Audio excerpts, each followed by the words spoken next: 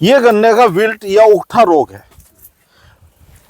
हमें ऐसे बीमार खेत से, रोगी खेत से बीज नहीं लेना है। ट्राइकोडर्मा का जरूर प्रयोग करें खेत की तैयारी के समय। ट्राइकोडर्मा ऐसा है जैसे आदमी के लिए च्यवनप्राश, ये जमीन के लिए भी च्यवनप्राश की तरह काम करता है।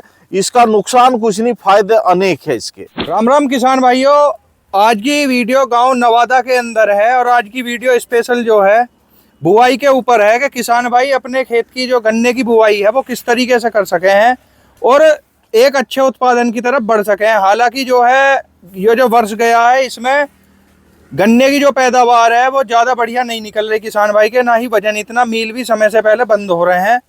तो सामने कुशलवीर सिंह जी इनसे पूछेंगे कि किसान भाई अपने गन्ने की बुवाई में किस तरीके की सावधानी, किन खाद उर्वरक का प्रयोग करें जो गन्ना अच्छी पैदावार की तरफ बढ़े। राम राम जी। राम राम जी, नमस्कार सभी श्रोताओं को। मैं Kushalveer, senior cane development manager Simbhaoli sugars limited Simbhaoli ji. जैसा आपका सवाल है कि स्प्रिंग प्लांटिंग जिसे कहते हैं बसंतकालीन गन्ना बुआई, उसका उचित समय आ चुका है। किसानों की पेड़ी के खेत खाली हो चुके हैं, जुताई करके तैयार कर लिए हैं, आलू की खुदाई शुरू हो गई है, सरसों की कटाई शुरू हो गई है।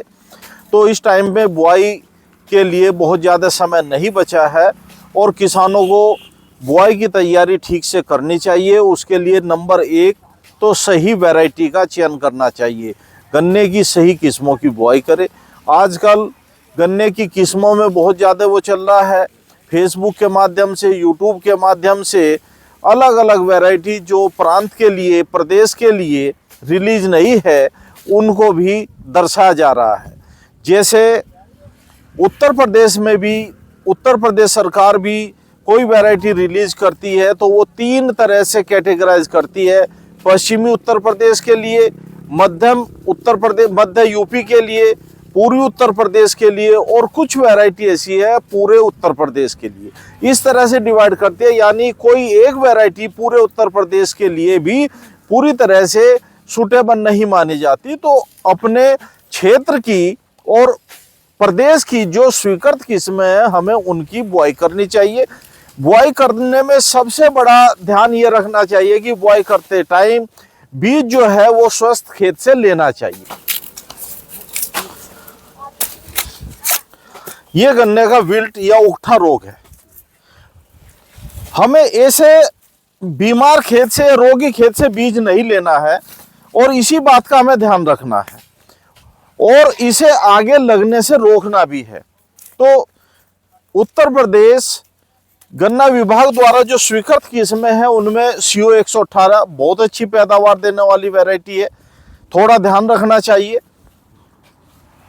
आपकी 13235 है, 14201 है, कुछ नई किस्में हैं, COL के 16202 है, COS 17231 है जो उत्तर प्रदेश के साथ साथ केंद्र के लिए भी रिलीज है, कोसा 18231 है, कोसा 19231 है। ये वैरायटी है जिन्हें आप बुआई में प्रयोग कर सकते हैं। कुछ सामान्य की किस्में भी है, कोसा 12232 है, कोसा 8276 है, कोसा 8279 है, कोसा 15233 है। इन किस्मों की आप सामान्य में भी बुआई कर सकते हैं। बुआई करते टाइम ध्यान रखिए कि बीज सही और स्वस्थ खेत से लेना चाहिए।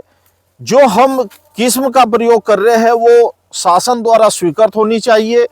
और तीसरी बात, हम बीज का भी उपचार करें और भूमि का भी उपचार करें।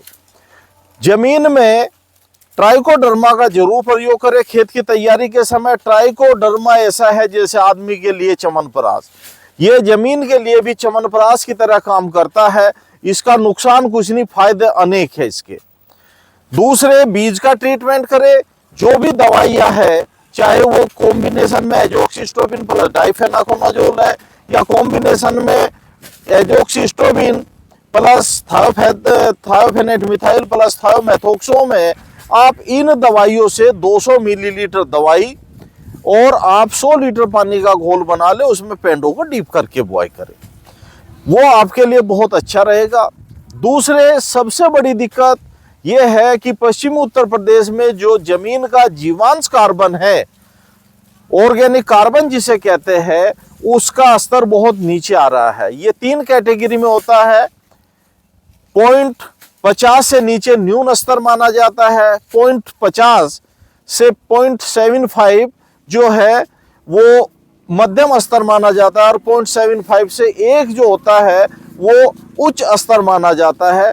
तो हमारे पश्चिमी उत्तर प्रदेश में ज्यादातर जमीन में जो जीवांश कार्बन है वो न्यून से भी अति न्यून माना जा रहा है, यानी 0.30.3% से भी घट के नीचे आ चुका है, जिससे हमें पूरी पैदावार नहीं मिलती।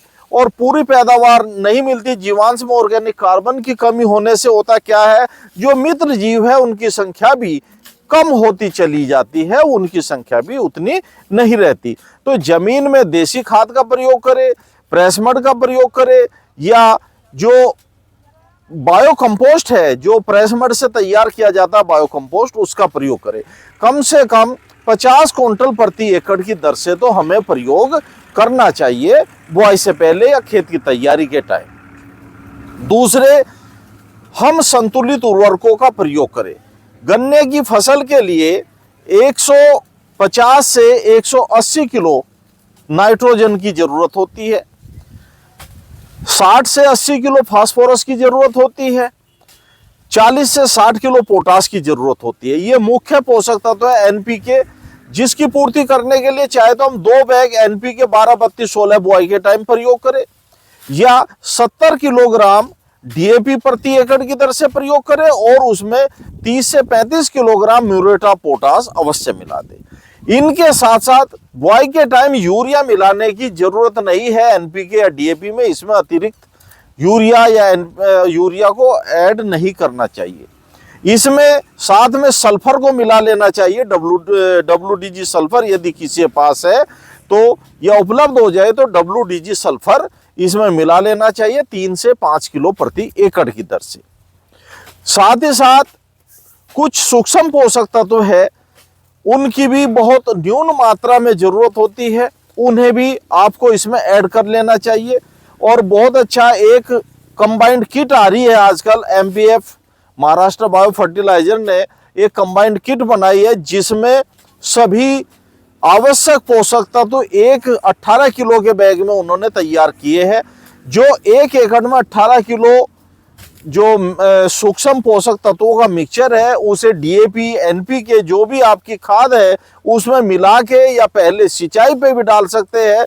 पेडी फसल है तो उसमें पेडी में फुटाव के टाइम जब भी पानी लगा रहे हैं आप उस टाइम पे लगा देंगे तो उसके बेहतर परिणाम मिलते हैं। तो संतुलित उर्वरकों का प्रयोग किया जाए, बीज का और जमीन का शोधन किया जाए। जमीन का शोधन ट्राइकोडर्मा से करना है, बीज का शोधन फंजीसाइड दवाई से करना है। बुआई की तकनीकी में जो अच्छे परिणाम मिल रहे हैं वो किसानों ने क्या किया है कि लाइन से लाइन की दूरी कम कर दी है। 2 फीट तक किसान गन्ना बो रहे हैं, जबकि 3 फीट से कम पे तो गन्ने की बुआई नहीं करनी चाहिए। जिन किसानों ने ट्रेंच विधि से गन्ना बोया है या वाइड रो स्पेसिंग से गन्ना बोया है उनके यहाँ अच्छी पैदावार मिल रही है, बहुत अच्छी पैदावार उस गन्ने से मिल रही है। तो बुआई का तरीका भी हमें चेंज करना चाहिए, गहरी बुआई करनी चाहिए और वैरायटी के अनुसार आप उसमें मिट्टी लगाए। जैसे 118 वैरायटी की बुआई करनी है आपको तो गहरी बुआई करें, लेकिन उस खेत में बीज डाल करके बुआई करके पाटा ना लगाए ताकि जमाव प्रभावित हो। उसे हल्की मिट्टी डाल के नमी बना के रखनी है, समय समय पर हल्की सिंचाई करते रहे और उससे उसका जमाव आएगा तो उससे बेहतर परिणाम प्राप्त होंगे, अच्छा जमाव आएगा। जब जमाव अच्छा आएगा तो आपकी पेड़ी भी अच्छी होगी, ये सारी चीज आपको बेहतर रिजल्ट मिलेंगे। तो हमें बुआई की तकनीकी में जो आपकी ट्रेंच विधि है ये बेस्ट मानी जाती है और इससे आप अच्छी उपज भी ले सकते हैं। और जमीन का जो लगातार गन्ने के बाद गन्ना करते हैं तो इसमें जमीन में एक रोटेशन, क्रॉप रोटेशन जैसा ही आपको महसूस होगा, क्योंकि हम एक साइड से गन्ने की बुआई करते हैं पूरब और पश्चिम। यदि वही रेजर है उसे बुआई करेंगे तो हर साल एक लाइन पे एक लाइन आती रहती है। जब हम कन्वेंशनल मेथड जो परंपरागत विधि है उससे तैयार किए हुए क्या नाम उससे बोए हुए गन्ने के बाद ट्रेंच से बुआई करेंगे तो हमें उसके अच्छे परिणाम प्राप्त होंगे। धन्यवाद। एक सवाल है जी, हमारा जो सब्सक्राइबर है 2 साल से लगातार मतलब वीडियो देख रहे हैं, कोस्ट ट्यूब करके नाम है उनका जी। वो ये कह रहे हैं कि जैसे पिछली वीडियो में हमने जो है दवाई बताई ही कि जो एजोक्सिस्टोर्बिन, थायोमेथोक्सोम और जो है थायोपोनेट मिथाइल जो है उसके साथ क्या एथ्रिल 39% SC का प्रयोग भी किया जा सकता है? बिल्कुल कर सकते हैं। एक्चुअली क्या है, एथ्रिल या इथोफोन नाम से जो आता है, इथोफोन में होता क्या है कि ये सही मायनों में तो ये प्रयोग करना चाहिए जब हम सर्दी में, जब टेम्परेचर कम हो, जब गन्ने की कटाई करते हैं, तो ये पेड़ी फुटाव में मदद करता है। तो सही मायनों में तो इसका प्रयोग वहां होना चाहिए, लेकिन जमाव और ब्यात को भी ये बढ़ाता है। तो आप 100 ml दवाई इसकी भी उसके साथ में ऐड कर सकते हैं, जिसमें पेंडे डीप हो जाएंगे और आप उसकी बुआई कर सकते हैं, तो जमाव भी आपका अच्छा होगा। एक सवाल हो रहा है जी, गन्ने कटाई के दौरान में जो किसान भाई, अब यो सुना है हमने कि यूरिया का प्रयोग किया जावे तो अच्छी टिलरिंग करे है। ऐसा है, बिल्कुल सही कहा है। जब हम गन्ने के खेत में यूरिया लगाते हैं, मैच्योर खेत में, तो वो जो गन्ना है हमारा, उसकी तो वृद्धि नहीं होती, ना उसकी बढ़वार होती, उसमें टिलरिंग निकलनी शुरू हो जाती है, जिसे हम वाटर शूट कहते हैं। ये कल्ले निकलने शुरू हो जाते हैं। इस तरह के जो कल्ले निकलते हैं, उनसे होता यह है कि मुख्य जो फसल है उसकी बढ़वार रुक जाती है, उसका ना वजन बढ़ता है, और ये जो कल्ले हैं ये ज्यादा निकलते हैं। तो पेड़ी तो उसमें बेशक अच्छी हो सकती है, लेकिन उसमें गन्ने का वजन आपको कम मिलेगा। यदि आपको ऐसा करना है तो बीज के गन्ने में, जो बीज की नर्सरी आपने छोड़ रखी है, उसमें बुआई से पहले आप हल्का सा यूरिया लगा देंगे, तो उसका जमाव प्रतिशत आपका बढ़ जाएगा। ठीक है जी। राम राम जी। राम राम जी। अपना नाम बताओ जी। मेरा नाम मुन्नू, ग्राम नवादा कलम। कोई सवाल है तुम्हारा? हाँ, सवाल यही है, जैसे पेड़ी कट रही हैं जी, तो इसमें आगे को बीमारी सी ना लगा, इसमें जो ये फंगस सी आ रही है, काला काला हो रहा है, तो मूंडा फूके हैं या पत्ती फैला कर रखे हैं या क्या होना है, स्प्रे करवा में इसमें क्या है, ये पूछना था। ठीक है जी। देखो, मोटा फूंकने की तो सलाह नहीं दी जाती आपको कि जमीन में पत्ती जलाने से या फसल अवशेष जलाने से प्रदूषण तो होता ही है, साथ ही साथ जो सूक्ष्म जीव है, जो माइक्रो ऑर्गेनिज्म है, वो भी खत्म हो जाते हैं, और कुछ पोषक तत्वों की भी हानि जमीन में होती है।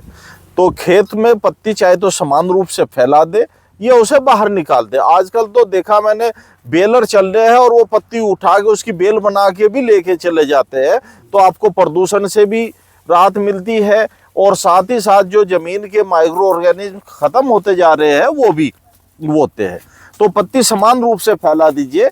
सबसे पहले तो हमें रूट बोरर यदि पौधे गन्ने में था उसे कंट्रोल करना, उसके लिए हम ट्रालिस्टार जो बाइफेंथ्रिन आता है आधा लीटर दवाई, वो स्प्रे करें लाइन लाइन, या मुहाले पे पानी के साथ में, सिंचाई के साथ में प्रयोग कर दे।